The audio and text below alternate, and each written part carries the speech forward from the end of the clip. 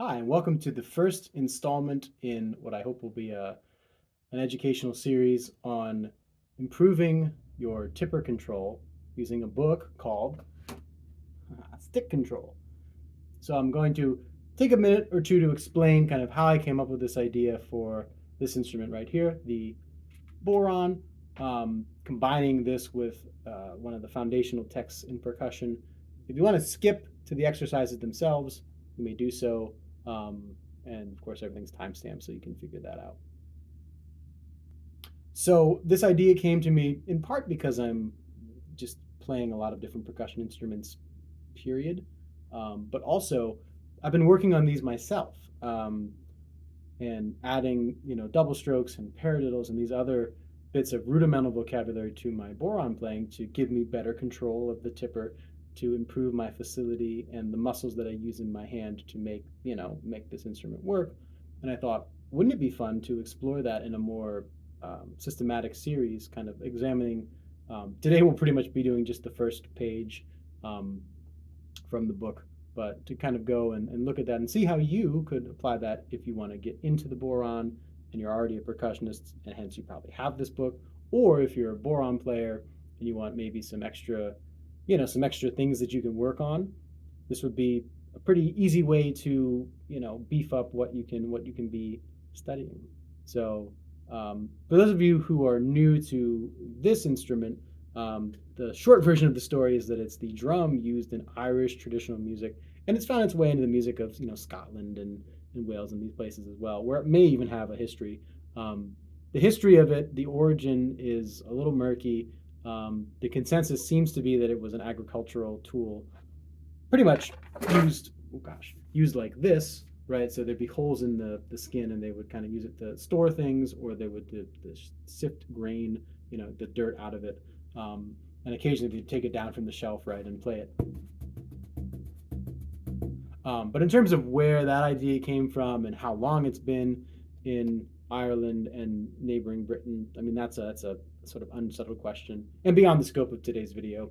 Likewise, I am assuming that you already have some basic familiarity with this implement called the tipper. It goes by a couple different names. This one I'm using is a Renan O'Snooty whipper tipper, which you can get at McNeely. He doesn't use them anymore, Renan, but I rather like this one. I have two, and this one's lightweight and pretty easy to use. So we're not going to talk about how to play the Bodhran. I assume you already know that at least enough to get started on these exercises. There's plenty of things you can check out by very gifted teachers who can tell you how to get started. But we're going to kind of jump to more of an advanced beginner concept, or maybe even like an intermediate concept. Now, in terms of this book, I have some strong opinions about it, mainly in the way that it's often treated as kind of an introductory text to drumming. I don't think that's really accurate, and this is probably something that we can get into in a longer video, but look at what's inside, right? Exercises after exercises after exercises, right? So, and it also is very permutation heavy, so it's really kind of going through, every possible sticking combination, every triplet and single, 2/4 kind of concept you can have. So it's a little exhaustive, and it's not. I think it's a little overwhelming if you just throw this at someone. But it is a classic of percussion pedagogy, and George Lawrence Stone, who wrote it, is probably one of the first recognized like drum teachers, and it's a really important text, but it's really helpful if you have a drum teacher. If you're learning, it comes from, as you can see from the picture, it comes from rudimental drumming, and I think that's the subset of percussionists who's going to find this book the most helpful. But if you're interested in just improving your coordination and your sense of rudiments in general, it's a great thing to have in your arsenal.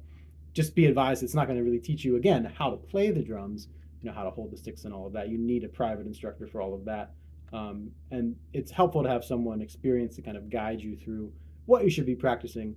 And you don't have to master each one. I think there's plenty of drummers who've done very well, not going through all 40 some pages of this book and memorizing every version. I don't think that's really necessary. But we are going to take a look at how, in these videos, on how you can use some of the patterns in here to improve your Bodhran playing. So let's get into that. So how do we use this book? That might be a question you've been wondering. The basic concept is that we're going to take all of the rights and lefts, right? So the way the book is written out, each exercise is written as right, left, or right, right, left, depending on what the rudiment or the sticking pattern is. We're going to swap that. So obviously, we do everything with one hand as a Bodhran player. It's just all in the same hand. What we alternate between is down and up, right? These are our basic options. So we're just going to substitute. So every time you see an R in the book, you're going to play it down. And every time you see an L, you're going to play an up instead of a left. Makes sense, right? And just by doing that, crack it open, you can go to the first page, which is actually for exercises, page 5. You can just start blasting through some of these. In the book, they emphasize, you should, George emphasizes that you should get an even sound out of every single one. Do be advised, unless you have, a synthetic Bodhran, that this is an animal skin. So depending on where you hit it, you are going to get a different sound. And also there is sort of a natural difference between our downs and our ups. That, the downstrokes are usually a little bit more accented. And because of the kinds of music that you play this in, which are usually acoustic, folk, Irish trad, you don't want to sound as mechanical perhaps as a marching percussionist would. So don't get too carried away with that. For those of you opening the book for the first time, at the same time, you do want an evenness of sound, right? So if you're, you don't want, right, where there's really unclear or weak upstrokes, you want them to be pretty close. If you can hear a little difference, that's probably okay, but you don't want it to be really unbalanced. So looking at exercise number 1, we're going to skip that because it's just right, left, right, left. We're going to go to the second one, which is a little bit more interesting. So this is now, if we're using our sort of key of switching L's for ups and rights for downs, this pattern goes left, right, left, right, left, right. So like this. Yeah. 1, 2, 3, 4. Right? So right away, our orientation to the beat is different. We're playing the downbeat, or the pulse is on the ups, strong beat, right? That inversion is enough of a switcheroo to kind of light a few new synapses, at least I hope. So again, exercise number 2. 1, 2, 1, 2, 1, 2, 1, 2. And again, these are best practiced at multiple speeds. So, set a metronome, go through it. Don't feel like you have to go through all this in one sitting, but I'm going to go through some of these introductory exercises. Second one is the double stroke roll. So, or the mommy daddy roll, which I think is universal. Even our, I'm American, but our Anglo-Celtic friends, they, I think, use mommy daddy as well. But anyway, double stroke roll, following our translation. Right? Down, up, down, up, down, down, up, up.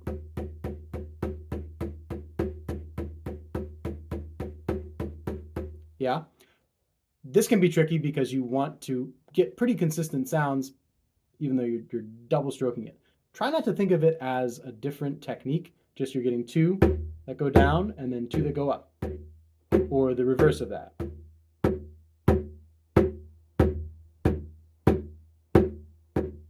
So the first one kind of bounces back a little bit, and the second one is what follows through. Getting used to that distinction, right? Being able to sort of stop the stick and then follow through, that's a big part of tipper control for sure. Because really, we don't have many options. We have down, we have up, then we also have kind of what some people call the flat stroke, or the in, or the tap, or whatever. But it's probably best to think of it as just like a stroke in either the down or the up direction that you're attenuating. You're not going all the way through.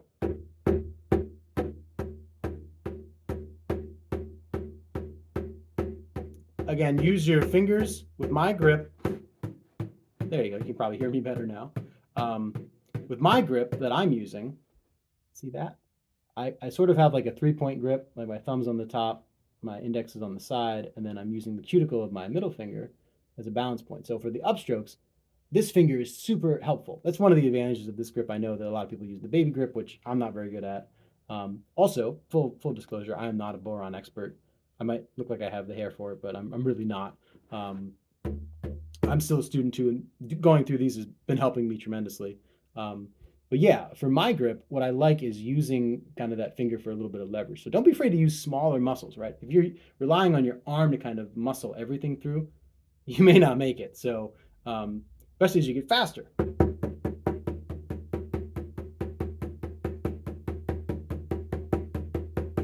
There's just no way to use your everything from the elbow up to kind of make that work. You have to be able to get a certain deftness of sound, right? Oops.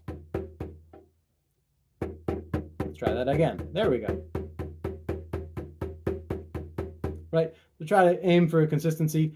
These are all rhythms too, so they should all sound like bop bop bop bop bop bop bop bop bop bop bop. We'll get into jigs and other combinations later, but for now everything's just going to be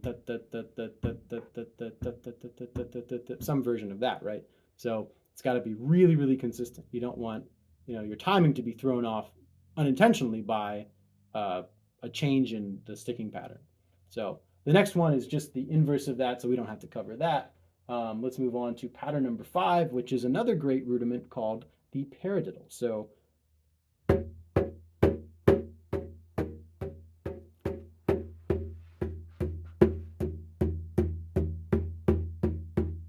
just a different angle so you can see. So right, left, right, right, left, right, left, left. And if that's confusing, which it is a little bit, down, down, down, up.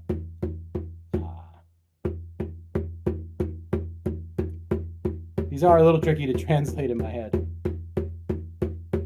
So thinking down, up, down, up, down, down, up, down, up, down, down, up, down, down, up, down, down, up, down, up, up. There we go. That's a paradiddle, right? So singles, down, up, followed by 2 downs, and then up, down, followed by 2 ups. If you string that all together, you get.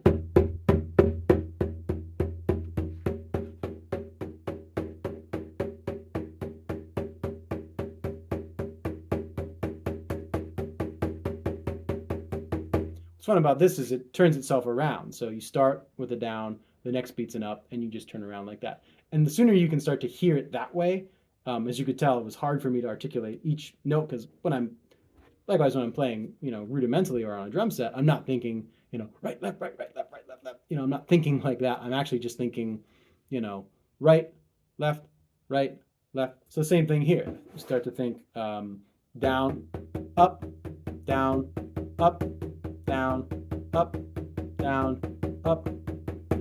And the idea is not necessarily to memorize like every single pattern possible, but working on a few of these just gets your brain used to alternate patterns, right? It gets you used to kind of moving your tipper in different ways, and that flexibility will open up your expression later, right? Or so my theory goes. We'll test it out. You can provide some comments in a couple weeks and see if you're noticing any improvements or not.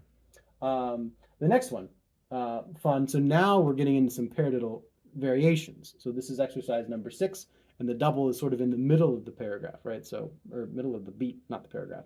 So down, up, down, up.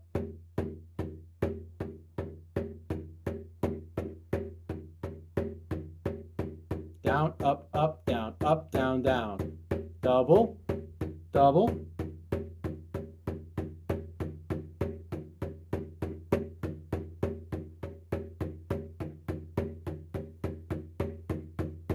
Right? So moving that double around, it's the same basic idea as a paradiddle, but now the double's happening on the E and 1 E and 2 E and 1 E and 2 E and. And you think about some of the basic patterns you may already know, right? Kind of moving the double stroke around is pretty important, right? We've got that up down, or the double down pattern. So being able to stick that doubled part anywhere, really, really helpful. Moving on. Now the diddle or the double stroke is at the very onset. So down, up. So we're doubling the very first part. It's like a upside down paradiddle. Double, single, double, single, double, single.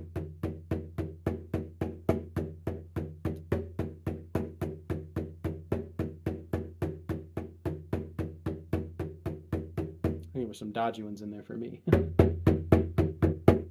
So you don't have to agonize over learning, every single pattern, but once you get really kind of comfortable with combining doubles and singles, the logic sort of becomes ingrained a little bit in your muscle memory, and then you can just kind of call them up on cue. So it's not too challenging for me to kind of switch it around. Okay, double stroke in the back. Paradiddle, paradiddle. Let's switch it around. Diddle, para, diddle, para, diddle, para. I don't think that's what they're called, but. So if you're looking at it kind of without a lot of experience, it seems like those would be radically different, but they're really not. It's just I'm, taking two bits of information and I'm rearranging when they happen. So the real skills involved, like the fundamental skills are, being able to do that and then intermix it with the typical alternation. So, you get those basic mechanics down and you're starting to do really well. And pattern number 8, which is I think where we'll end for this series, or for today, not for this whole series, is you go through one beat of just alternating, but then at the end you do a double. So 1, 2, 1, 2, 1, 2, 1, 2, 1, 2.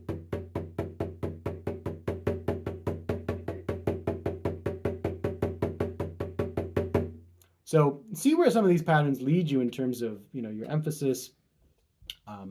It should always be really fluid. So if you find that, notice I didn't play at blistering speeds. For one thing, I'm not a super fast Bodhran player yet, but the important thing is that you play in control and really clean articulation.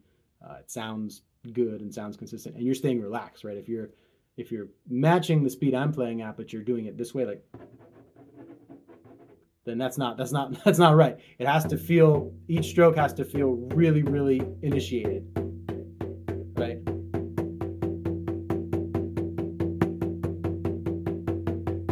That's another point that we can end on. So obviously the basic is kind of taking, we did, except with the exception of a couple patterns, we did, the first 8. So don't feel like you have to just stick to those. You can start to combine them. So think about singles, doubles, paradiddle, diddle, para.